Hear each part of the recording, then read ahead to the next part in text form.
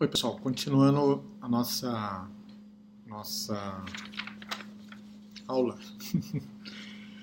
sobre medidas e avaliação do desempenho em produção e operações. Então, a gente estava falando sobre produtividade e uma das coisas que eu falei foi aquele exemplo do centro cirúrgico, lembra? De uma medida de produtividade. Então, olha só, quando a gente está estabelecendo o sistema, as métricas do sistema de medição, a gente tem que pensar, né, nas dimensões eficiência e eficácia, minimamente. E, frequentemente, a produtividade, sendo uma das funções do administrador, ele também tem que ser detalhado. Então, eu posso, né, seria uma situação bastante comum, bastante normal. Para uma determinada operação, eu tenho um indicador medindo eficácia, né, um ou mais, tenho um indicador medindo eficiência e tenho um indicador medindo produtividade, que é uma forma de eficiência, mas eu meço separadamente. Então, vamos pegar esse exemplo do centro cirúrgico, né? Então, vamos lá. O que seria o indicador de produtividade que nós chamamos de centro cirúrgico? Então, eu vou comparar alguma saída importante, né, desse serviço com uma entrada, né, com um recurso que foi consumido para gerar aquilo lá. E o exemplo que foi dado seria o número de cirurgias realizadas por mês. Então veja, a saída número de cirurgias, que é o serviço típico do centro cirúrgico, e o recurso escolhido foi o recurso tempo, né? Então quantas cirurgias eu fiz por mês, um indicador de produtividade. O que seria um indicador de eficácia para o meu centro cirúrgico? Bom, lembrando, para definir indicador de eficácia, eu tenho que pensar nos objetivos. O que seria um objetivo esperado no centro cirúrgico? Que ele tenha sucesso nos procedimentos que ele realiza, né, nas cirurgias que ele realiza.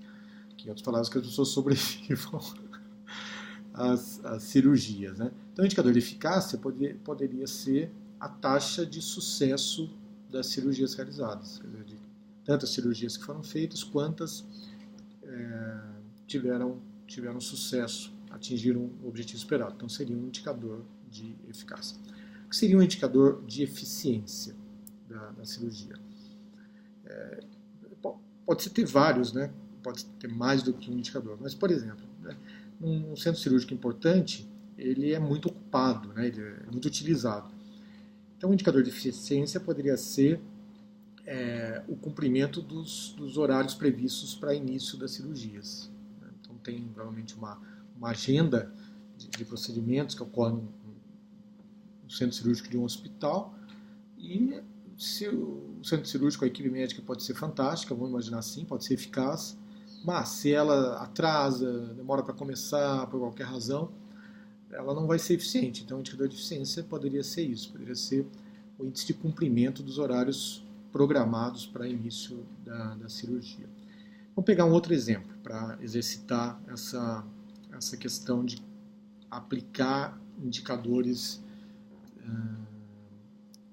numa operação qualquer. Vamos pensar na operação de vendas, né? Uma equipe de vendas, uma área de vendas de uma empresa. Bom, o que é a missão essencial de uma área de vendas? É vender, né? Faturar, conseguir trazer dinheiro para a organização. Então, um indicador de eficácia muito simples seria medir o atingimento às metas de vendas. Então, a empresa a direção definiu que a equipe de vendas deve conseguir realizar vendas de, sei lá, R$100 mil por mês, né? O quanto ela chegou próximo a isso vai ser uma medida de eficácia. Então, atingimos 95% da meta, né, de vendas. Isso é um indicador de eficácia. Está medindo o resultado final daquela operação. O que poderia ser um indicador de eficiência? Então, tipicamente, uma venda para se realizar, ela precisa de uma proposta, né? Você emite uma proposta com um orçamento e o cliente, em cima daquilo, ele vai decidir, vai fazer uma concorrência, enfim. A proposta é o que põe a empresa no jogo. Então, existe um indicador típico usado pelas áreas comerciais que se chama taxa de conversão, o índice de conversão de propostas, quer dizer, de tantas propostas que eu coloquei, quantas se transformaram em pedido, né? Quantas efetivamente vão gerar resultado de vendas. Então, seria um indicador de eficiência, né? Então, eu coloquei 30 propostas no mês e 15 propostas se converteram em pedidos comerciais. Então, eu tive uma eficiência de 50%, uma taxa de conversão de propostas de 50%. Esse seria um indicador de eficiência. O que seria um indicador de produtividade? Então, o conceito é, produtividade eu meço uma saída importante em relação a um recurso que eu consumi para gerar aquela saída. Então, de novo, a saída importante de vendas é o resultado financeiro, né? A venda, o faturamento. Então, eu posso medir, por exemplo, o faturamento per capita, seria o quanto que eu faturei em relação à quantidade de vendedores que eu mantive. Então, se eu tenho um índice de 50 mil reais per capita mês, né, significa lá que, em média, cada vendedor meu agrega 50 mil reais de venda todos os meses, né? Então, eu estou, na verdade, esse indicador é um indicador de produtividade, né? Qual a importância a importância acho que já é meio evidente, né? Mas a produtividade é um indicador que o administrador tem que tentar manter sob controle, né? Ele tem que tentar interferir no indicador de produtividade, é uma das coisas que se espera do indicador. Como basicamente ele é uma equação simples, né? Eu tenho um numerador, que é a saída, e tenho um denominador, que é o recurso, existem duas maneiras de interferir na medida de produtividade. Eu posso aumentar a minha saída, potencializar a minha saída, quer dizer, vamos supor, nesse exemplo aí de vendas, se eu vendo mais, né, se eu consigo vender 70 mil reais per capita, significou que a minha produtividade aumentou, né, eu vendo mais por equivalente de vendedor, né.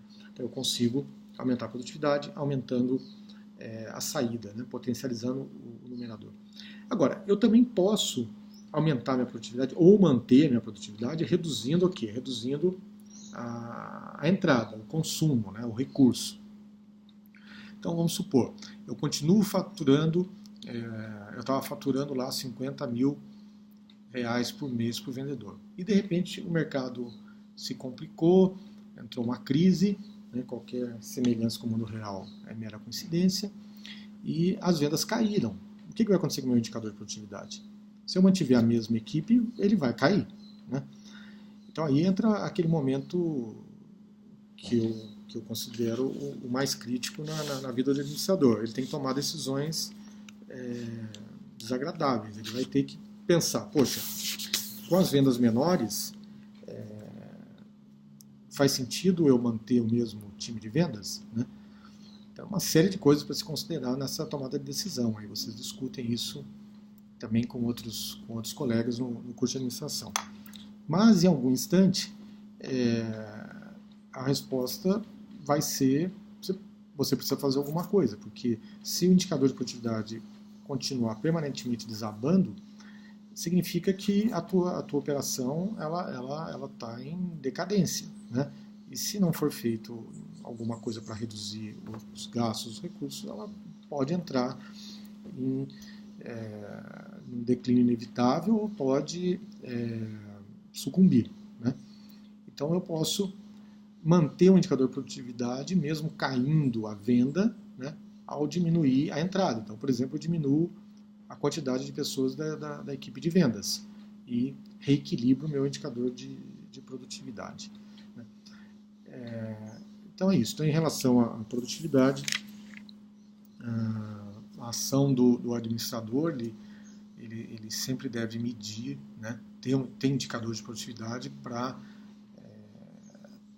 tentar potencializar ou manter a produtividade nos patamares saudáveis, né, para a organização.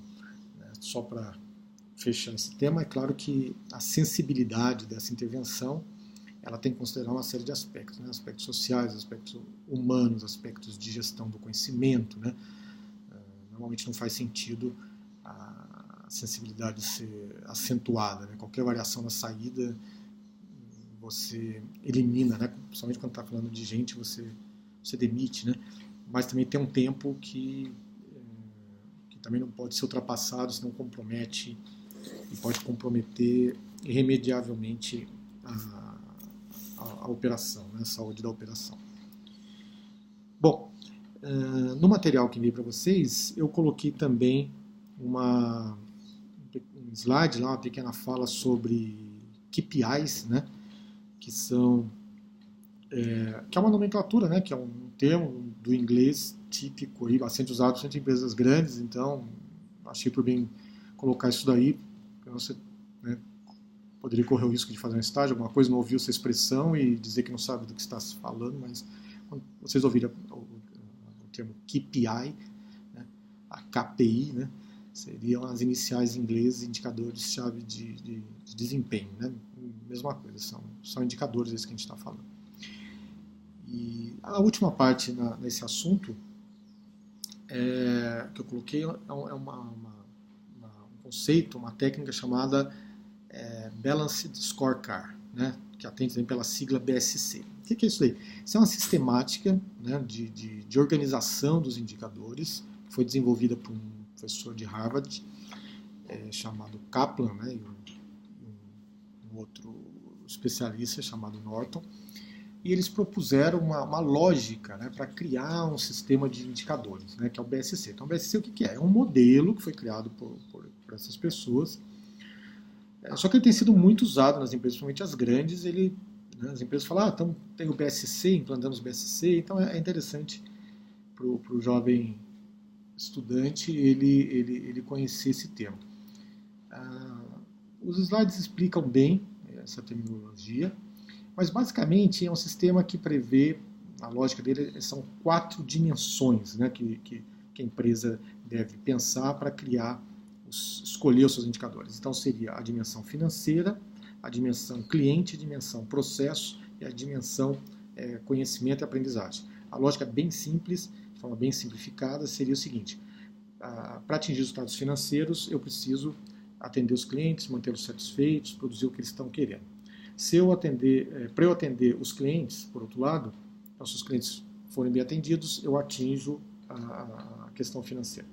Para atender a dimensão cliente, eu preciso ter bons processos. Então, eu preciso gerenciar meus processos, definir processos eficientes, etc., para que os clientes sejam atendidos, né? Então, para ter clientes bem atendidos, eu preciso ter bons processos. E, finalmente, para eu ter bons processos, eu preciso ter uma equipe desenvolvida, preciso ter inovação, preciso ter aporte de conhecimento e assim por diante. Então, a lógica é essa, né? Pelo menos no modelo proposto, né? Uma construção conceitual, intelectual dessas pessoas. Poderia ser feito de outra forma, né?